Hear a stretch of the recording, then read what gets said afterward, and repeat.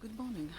It's 12th of December today, and this weekend we're taking a little break from the allotment and I'm doing our Christmas decorations. So let me show you a little bit around the raw materials I've gathered. So all of these are perhaps not the sort of ordinary materials, but things you can still buy at your local garden center, or indeed at a florist. I'm making quite a few things because I want to make some table decorations. So I'm absolutely loving this beautiful hydrangea, and we have some from more unusual things. We've got some ilex here, and I quite like in the orange.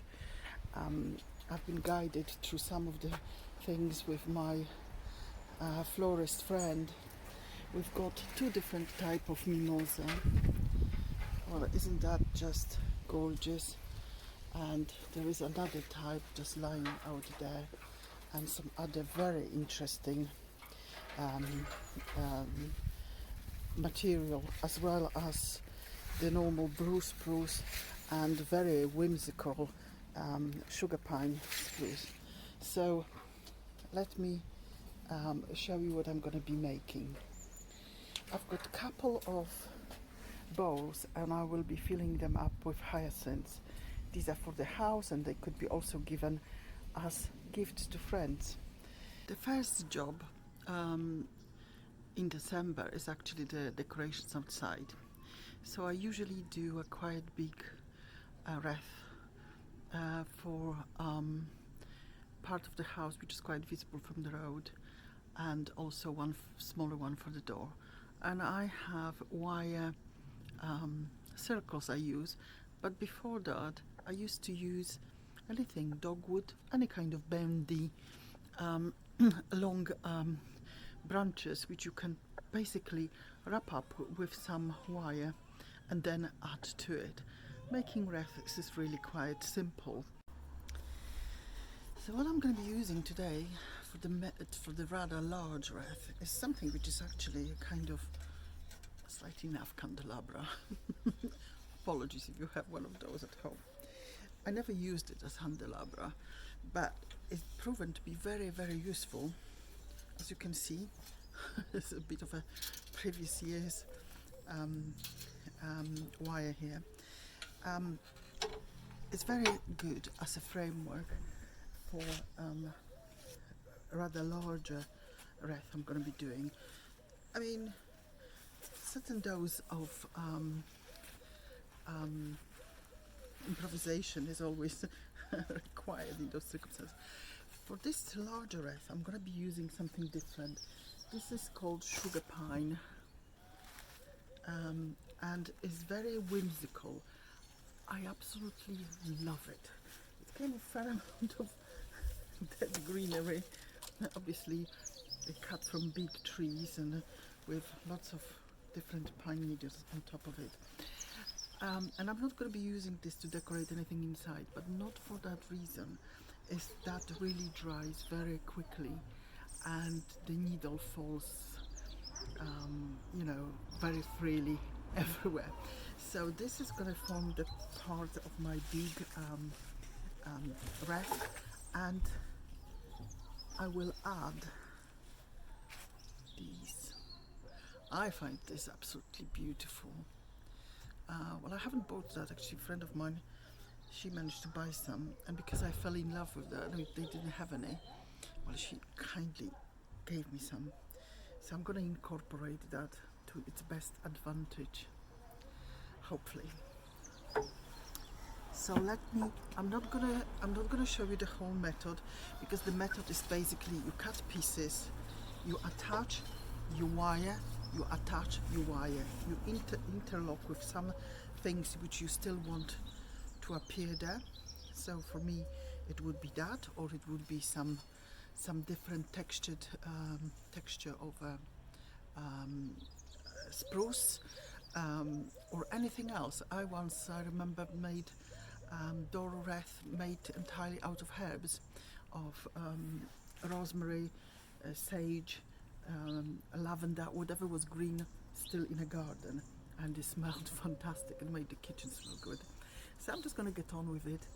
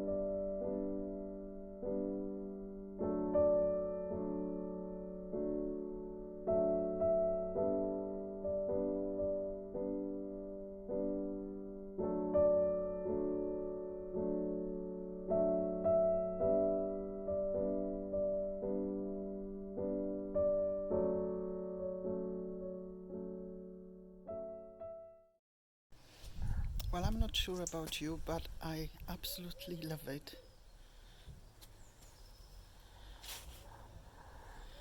Beautiful, beautiful sugar pine.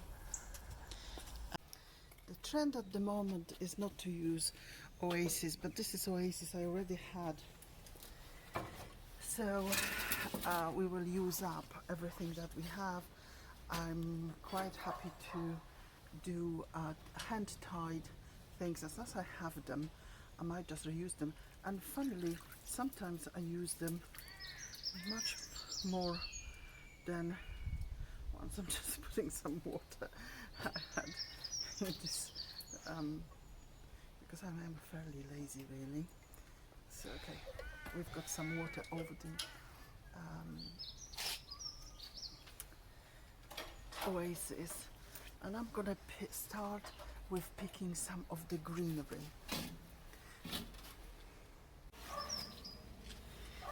Well, I would normally start with building some greenery and then add the flowers and color and so on. Now, if you don't have Oasis, that's not a big deal, because you can take basically, and that's how I used to do them, just 2 pieces of spruce or any other needle, pine needle tree you have, or bushes you have, and just put them each end to end, tie it up and add on, wire up some more and just stick them to it. And if I didn't have the Oasis, that's exactly what I would do, because I do have it and I want to use it rather than throw it away. And it is, in all honesty, much easier. I will be starting with building up my base.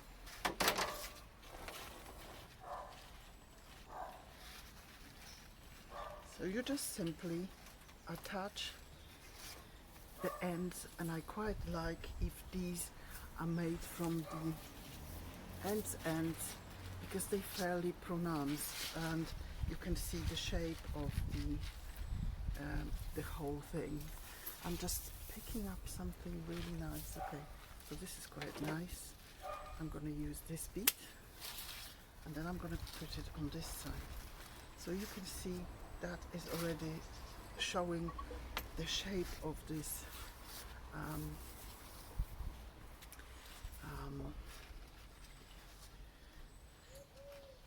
decoration. And I'm just picking off all the smaller bits because these gonna be also attached. These you can put on a compost heap because I've got another one here which I just cut it, and they have much bigger, sort of much nicer, and you can put that aside in any kind of fashion you want to build up your Christmas decoration. It sounds a little bit morbid, but if you have a tradition like I do of making some decorations for the people who are no longer with you, then I suppose, you know, that's a good way of doing it. All these small bits always can be used for different things, and I have use for them because I'm doing one big and one really small decoration today. So let me just pick some more out of this one, yeah, some of the bigger.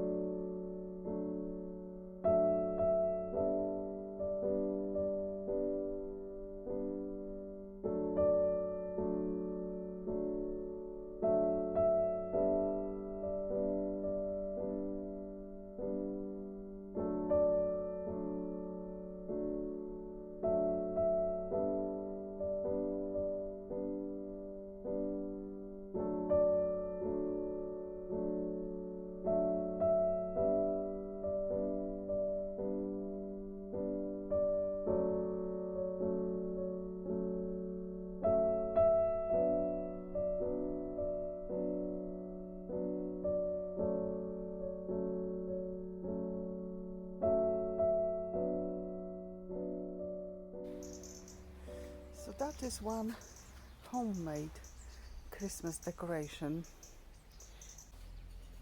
So for this little decoration I just used the blue spruce, some of the kind of blue mimosa, can't remember the type name, and some ilex, which looks, or ilex, I don't know how to pronounce that. Of the sort of, we reuse that little ornament year in and year out. Well, the next thing I'll be doing is planting those hyacinths into the pots, and these are for home decoration, or you can have them as a gift to friends.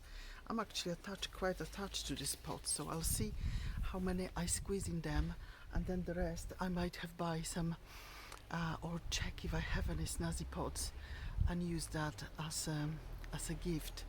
I don't buy moss.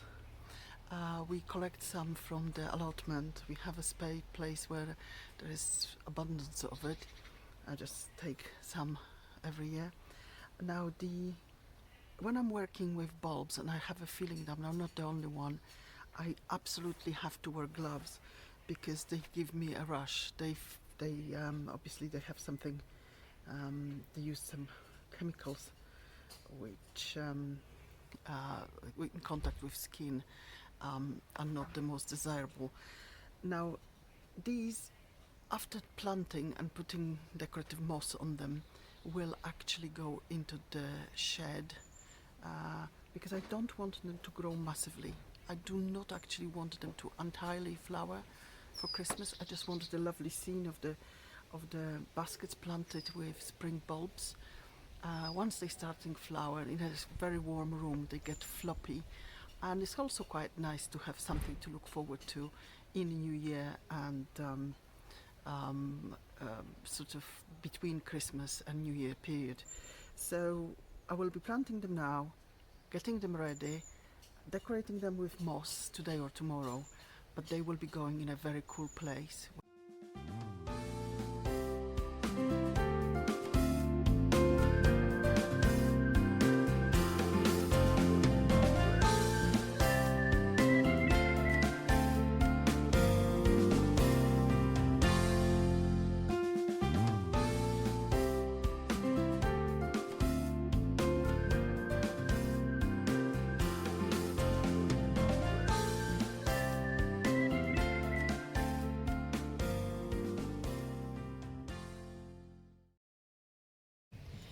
So here are my planted hyacinths. Well, in ceramic pots, these are my favorite pots, so they're gonna stay here. Okay, I shall hold the ladder just in case I'm holding it with my leg. One of the more dangerous things people ever do.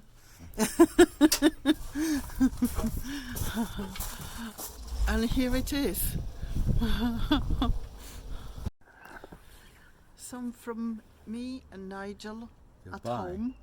Goodbye. Goodbye. Goodbye.